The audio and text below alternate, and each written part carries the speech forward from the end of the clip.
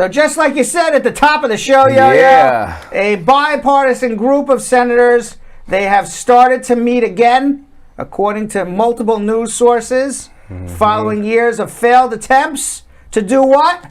Pass immigration reform by year end. Senate Judiciary Chairman Richard Durbin of Illinois has met with panel member Senators Padilla, a Democrat, Thom Tillis, a Republican, John Cornyn, also a Republican, on Thursday to discuss which immigration bills they think both Republicans and Democrats can get behind and pass. Now, they discussed several topics, according to these news reports. Changes for farm workers, perhaps the DREAM Act, also perhaps getting rid of huge backlogs for people waiting for green cards, dealing with age-out children who age out, turn 21 because of these backlogs, and then fall off of cases. We talk about it all the time. What's the major changes you'd like to see in immigration law? Almost everybody. Shorter times. Everybody always says shorter times. So that's what that's right, and that's what they're talking about right now. Now it comes less than a year since Biden and the Democrats failed to push through, just with Democratic votes, the immigration reform bills that Biden wanted to pass. Remember, there was 2 senators who would not go along with it. Manchin and Sinema. Manchin from West Virginia, Sinema from Arizona, and it failed by 2 votes. Now, all of the senators are stressing that these are early stages, but they have expressed some sort of encouragement that they are talking again about immigration reform. Senator Padilla said, we put a lot of time and effort into last year trying to find a way forward. And while the participants did not nail down specifics, they did make a commitment to resume these conversations in earnest. Now, Senator Tillis, who has spearheaded legislation to revive certain unused green card slots, described the conversation as an organizational meeting to talk about some of the bigger concepts that we feel like are pretty important to be baked into anything that we can pass, both Republicans and Democrats can get behind. Political divisions are still at the border. I can tell you right now what the deal is. Okay, you don't need to be a genius. Okay, give the Republicans border security. Give the Democrats immigration reform, the different amnesty programs, lesser waiting times for people waiting for their green cards. There is a deal to be had. Right. Now, Senator Cornyn said his message at Thursday meeting was that until we deal with the Title 42 issue, and that's the issues at the southern border, which he clarified meant replacing it with border controls, it's not going to be possible to move forward on other things. It's also possible that they can come up with something in stages. If you do this at the border, then we do this. When this happens at the border, then this happens. It's possible that's the way the deal can work as well. We don't know. But Senator Cornyn, he's a very, very conservative senator, by the way. He's not a pro-immigration senator that says, yeah, I want, I'm for family unity, I'm for amnesty, I'm for more. He's not that. Right. He's keep America white senator. But he described the conversation as a very candid and useful discussion where they talked about the politics of this and the challenges we've had in the past dealing with immigration. The Texas Republican also said that the impending rescission of Title 42 could give Congress a sense of urgency to do something. So perhaps this whole thing with Title 42 kind of throws a curveball in there, and maybe senators and congressmen can get together and say maybe we can actually do something, pass some sort of immigration reform. Now, Senator Cornyn ended the press conference or his quotes with the media by saying, I've been here for a while now in the Senate, and we've never failed to fail when it comes to immigration. That is certain. Okay, since I have been an attorney, graduated law school in '93, I can tell you for certain that Congress has never failed to pass immigration reform. It is 100% accurate statement. So Senator Cornyn says, so I'm hoping this time is different. We don't have the specifics yet. If anything passes, it's going to happen towards the end of the year. So things will start to percolate. We'll see how it goes. I already feel like we're going to get a lot of questions like, any updates, any updates? Well, I just told you the updates I know. I just told you the updates that I know. And by the way, yesterday, Jonathan, was May Day, May 1st, also known globally as International Workers' Day. Yeah. Yesterday, people from across the globe, they demonstrated to celebrate working class contributions and rallied for better labor rights, immigration overhauls, and other causes around social and economic justice. In Foley Square, Representative Alexandria Ocasio-Cortez, AOC, she spoke at a rally championing immigrant labor. She demanded a full path to citizenship for immigrants, telling the crowd, we are fighting for workers because workers are fighting for us. But it's not just here in the United States, it's all over. In France, demonstrators staged more than 200 marches and protests across the country. Far-left protesters used the day to exercise their opposition to President Macron's new plan to raise France's retirement age from 62 to 65. I will not be retiring when I'm 65. I know that. They'll find me. I'm going to drop dead at my chair in my office at 95. That's my retirement. That's the retirement. When I go to heaven. In Turkey, in what's known as the Asian side of Istanbul, do you know that in Turkey? It's the Bosphorus River goes right through Istanbul. Okay. And on one side of the Bosphorus is Asia. On the other side of the Bosphorus River is Europe. Really? Yes. I didn't know that. Yeah, Turkey is kind of like the bridge between Europe and Asia. Yeah, so on the Asian side, it's where the continents end. Okay. On the Asian side of Istanbul, thousands of May Day observers gathered as part of a demonstration organized by the Confederation of Progressive Trade Unions of Turkey. And even in India, trade unions held rallies in multiple cities. It's a day for workers. Yeah. It's a day for social rights. And it's been around for quite some time, since the 1800s. Oh, wow. Yeah. And meanwhile, May also marks Asian Pacific American Heritage Month. Yeah, which celebrates the histories of Americans hailing from across the Asian continent. And Cynthia Choi, a co-executive director for Chinese for Affirmative Action and co-founder of Stop AAPI Hate, says the month is a time to speak out, share stories, debunk myths about Asian communities. But it's not only time to celebrate, but it's also time to celebrate Asian culture and diversity. She told NPR News, this is a celebration of our history, of our culture, and all the different ways in which our community has really demonstrated that we're not only here to stay, we are part of the fabric as part of this country. Now, the legislation to annually designate May as Asian Pacific American Heritage Month references two dates, May 7th and May 10th. May 7th, 1843, that marks the arrival of the first Japanese immigrants to the United States. And May 10th, 1869, or they call it Golden Spike Day, recognizes the completion of the first transcontinental railroad in the United States, which had significant contributions from Chinese workers. Yeah, the Chinese workers were mostly the workers who built the railroads that connected the East Coast of the United States of America to the West Coast. Wow. And actually, that it was connecting the railroads that allowed travel between East Coast through the Midwest all the way to the West Coast that actually made the United States what it is. Wow. It was done by Chinese immigrants. And they were actually experts. The hardest part of building the railroad was getting through the Sierra Nevada mountain range, because they had to blast.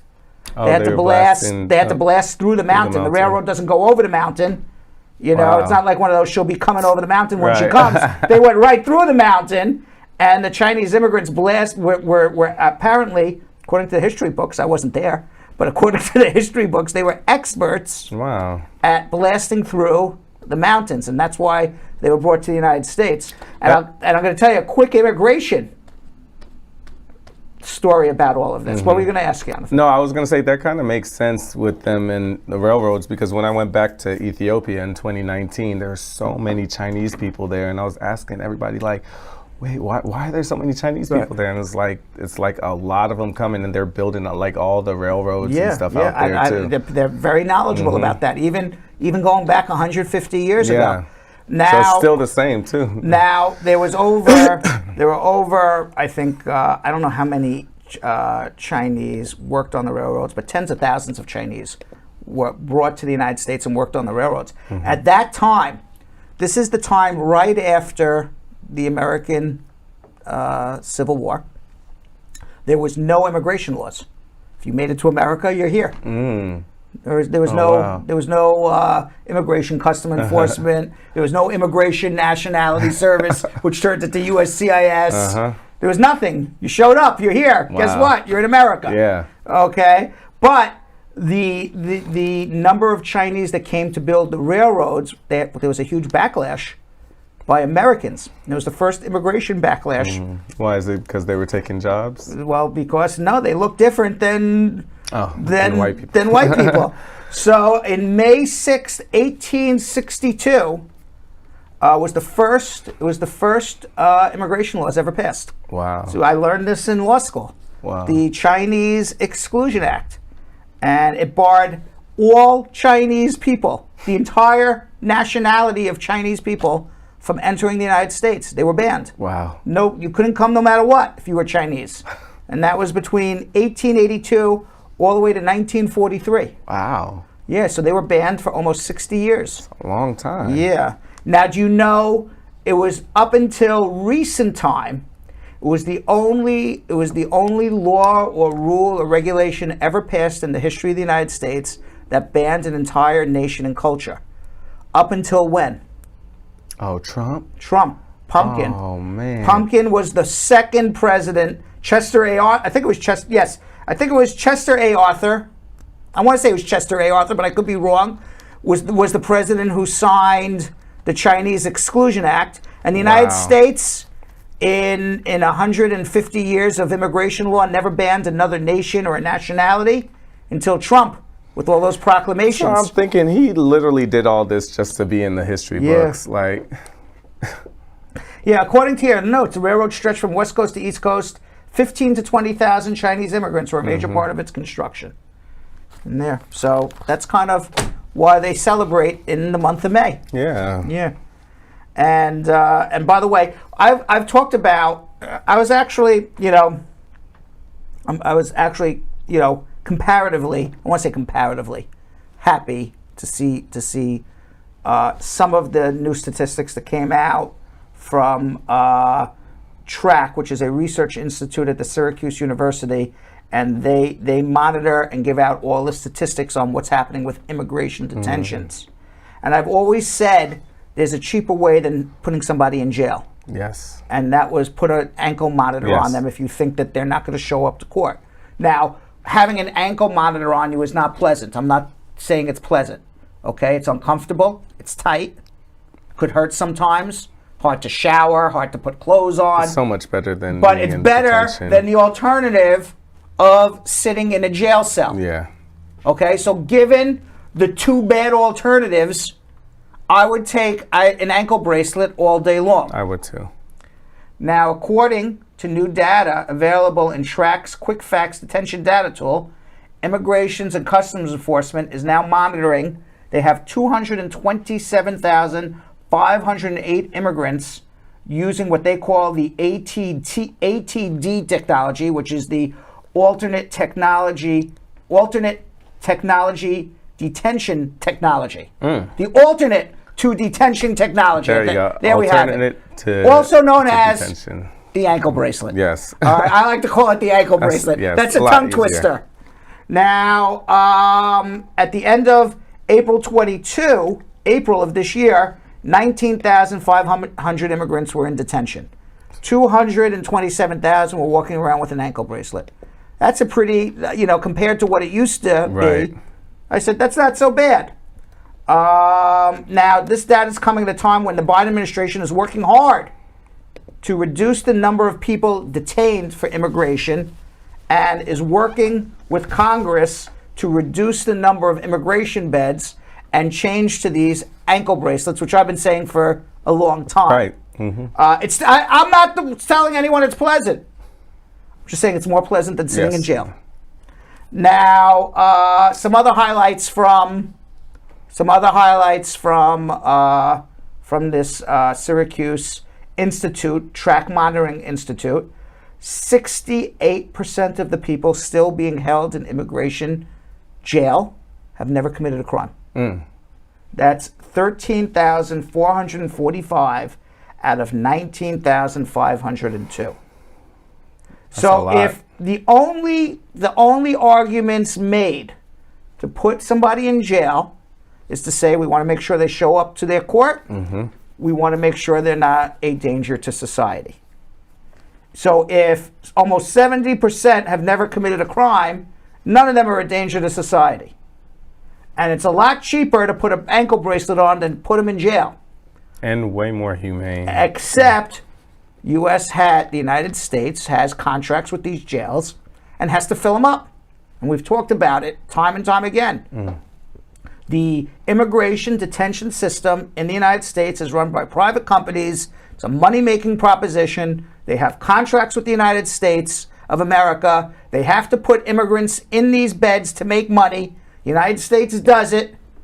And then these jails try to detain these immigrants as cheaply as possible with the worst conditions, the worst food, the worst medicine, the worst living conditions that are as tolerable as can be under the United States Constitution, because they're in it to make a buck. Right. So all these companies, they're making money by jailing people.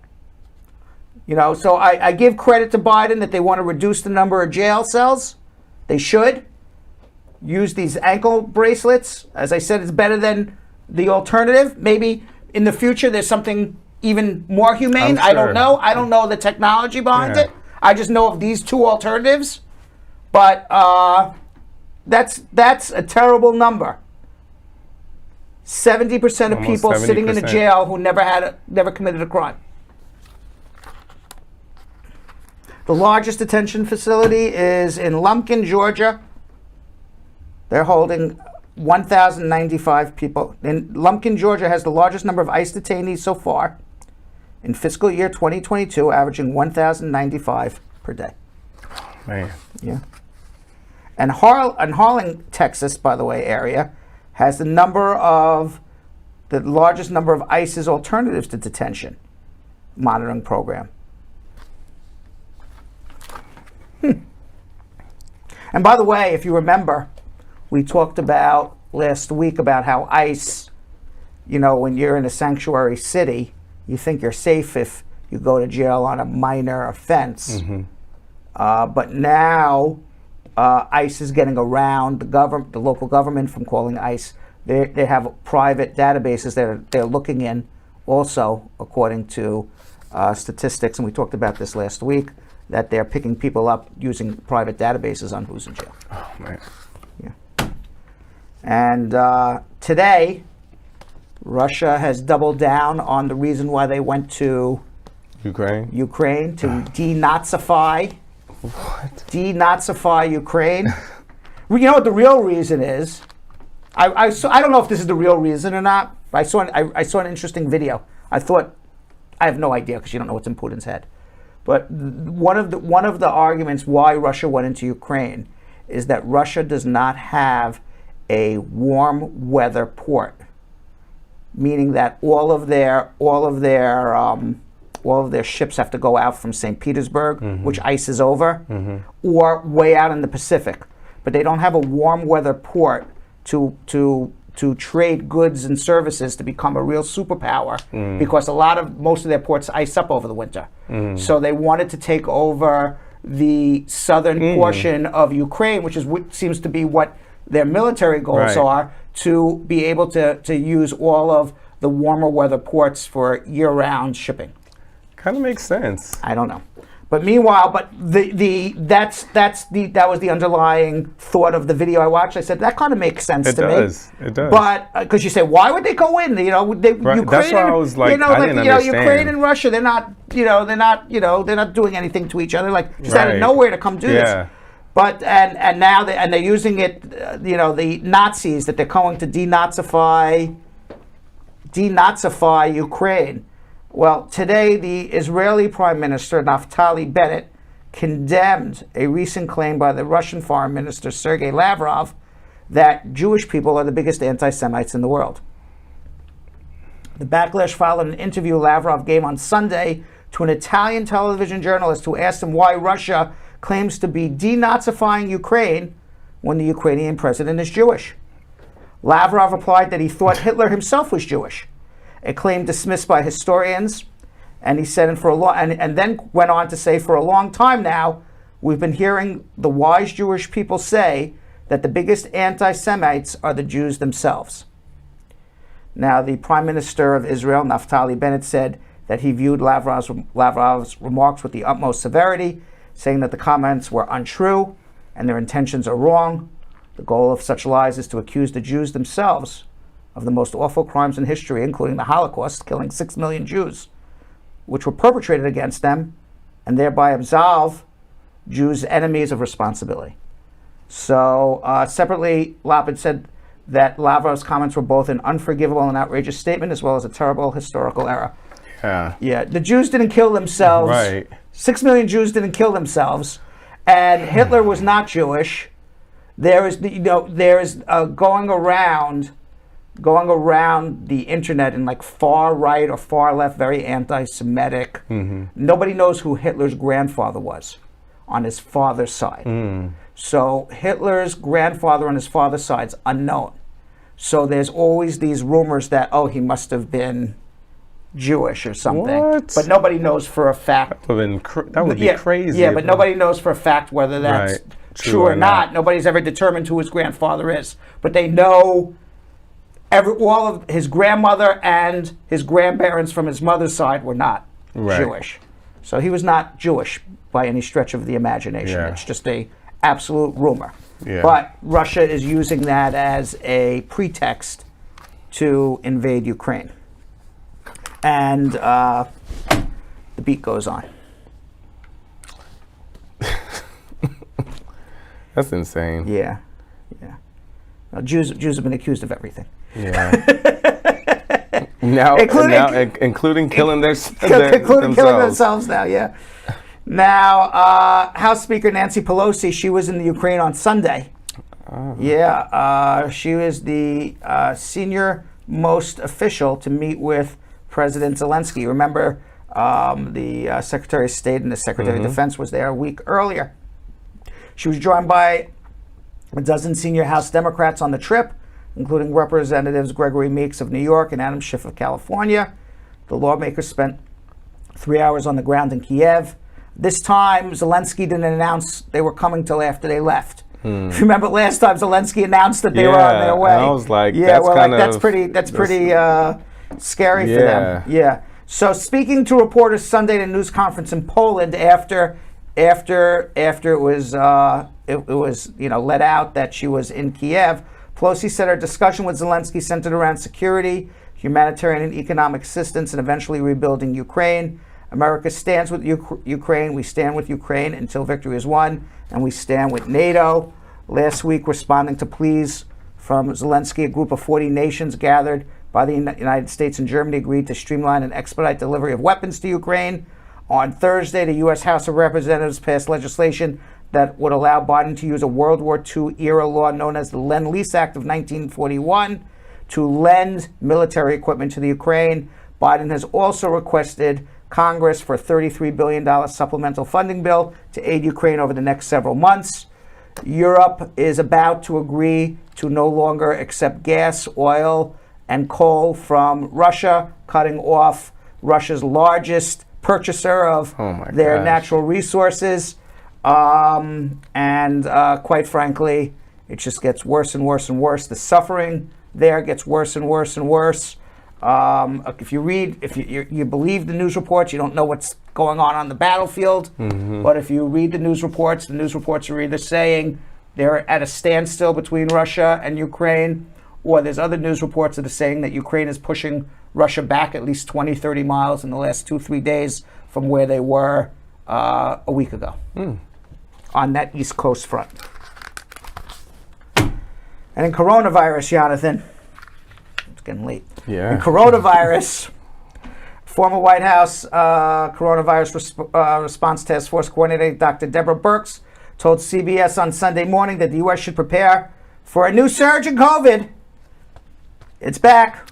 Well, because it's summer. It's back. Well, she says COVID's going to increase in the summer in the South, and that it increases in the winter in the North, and that she has been following data out of South Africa, and apparently whatever happens in South Africa is like a preview of what happens in the United States. Really? Yeah, I don't know why that is.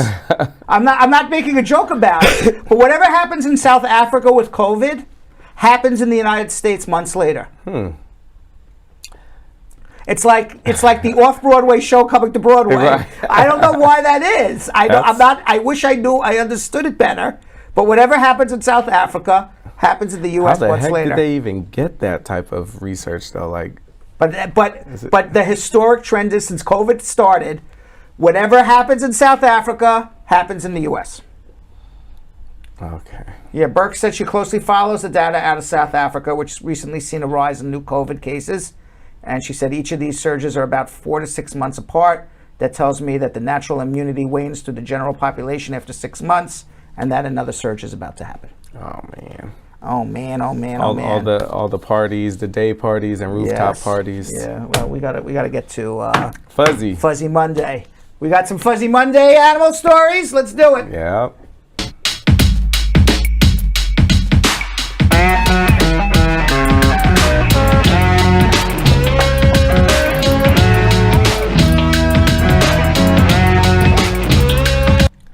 So this is what you were talking about, your Picasso. I can't. Picassos. Yes, Picassos. Yes, beginning May 27th. Yep, these dogs are painters. Some very talented puppies are being recognized in a special online auction to support the Tripods Foundation. This Livingston, Texas nonprofit serves three-legged animals and their people by providing animal amputee education. Oh, that's very nice. You know, when an animal's amputated, it's very it's sad. It's so sad.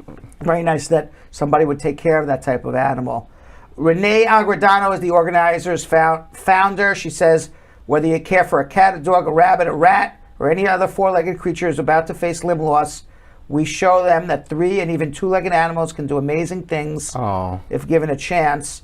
And it all started in 2018 when Natasha Bagley had a German Shepherd, and the German Shepherd lost a leg, and she taught the German Shepherd how to paint. Wow. And Bagley said, we started selling our artwork to raise money for the Tripods Foundation in 2019. Those are nice paintings. Yeah, it was a big hit.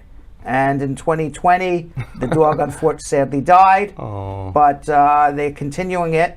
And 16 Pooch's paintings raised more than $3,000. Wow. Can you imagine one day somebody's going to say, I found a Picasso! A Picasso! Oh, it's a Picasso, not a Picasso! Damn! Those are really nice, though. Let's go back. Let me see. Yeah, they're very. Look at that. The dogs know how to paint. That's actually really nice. How do these dogs know how to? They do a better job than me. Right. Right? Yeah. Look at them. How do these Picassos know how to do that? I love it. How do they know how to do that? That's crazy. Yeah. Right. Now the humans supply the paints, the canvas, but the dogs do all the painting. They supply the talent. The dogs supply the talent. That is a real Picasso. Love it. Right. You ever see that? There was an old commercial years ago. It was like where the person finds a painting in the attic and it says Picas or Pica, and they're like, honey, I found the Picasso, and then they dust it off, and it's like a Picasso MoMA, like somebody different. I don't even remember what it was, what they were selling. I've never seen that. Yeah, something like that.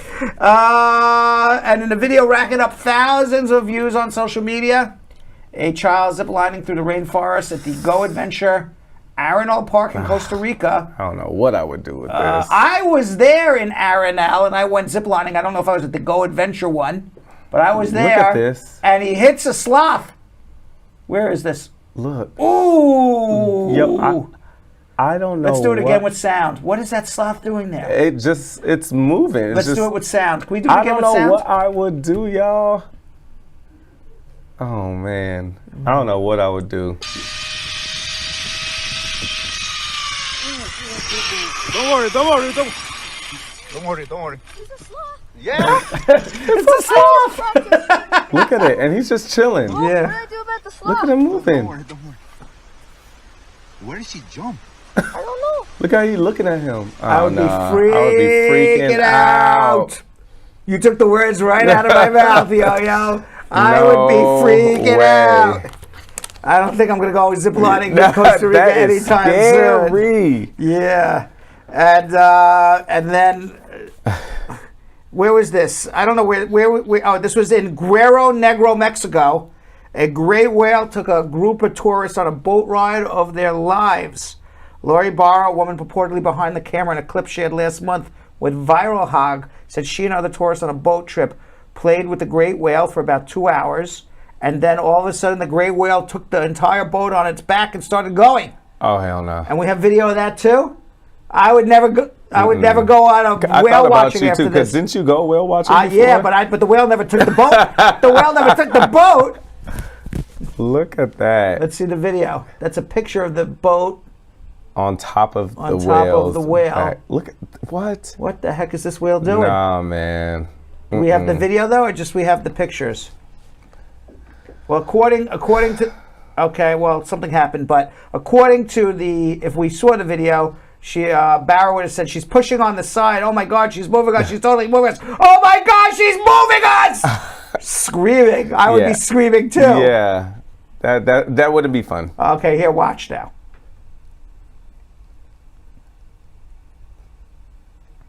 Oh my gosh. Yeah, we don't have the sound of her screaming. So scream for her. Ah, there's a whale!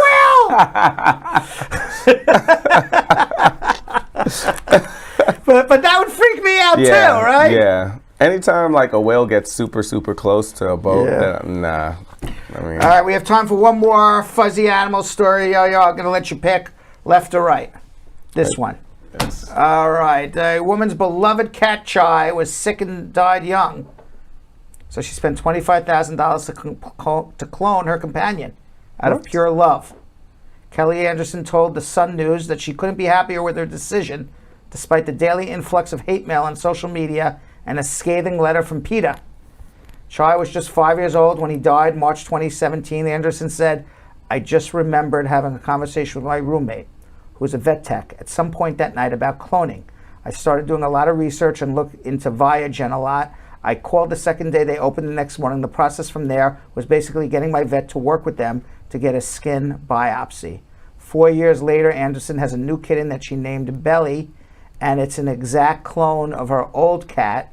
Although, the nature versus nurture, Anderson said Belly's personality is completely different from Chai. Even though it's the same DNA. Yeah, completely different personality. So what does that mean? That means it's nurture over nature, not nature over nurture. Right? Maybe the first cat was in a pet store in a cage for 3 months. Who knows? This cat came right from the test tube right to. That's crazy. That's crazy. With so many stray cats. Yeah. I'm sorry. There's a lot of stray cats in this world. $25,000. Even if it was free, there are, and you don't have. There's not a lot of stray cats that look like that, though. Yeah, but there's so many cats in this world, so many unloved animals in this world. Yeah. Why would you do that? Go find an animal, and she says it's not even the same personality. Right. So you don't even have the same cat. You agree with me, right? Yeah, definitely. You agree with me, right? Absolutely. Yeah. Absolutely. Go adopt a cat. Yeah.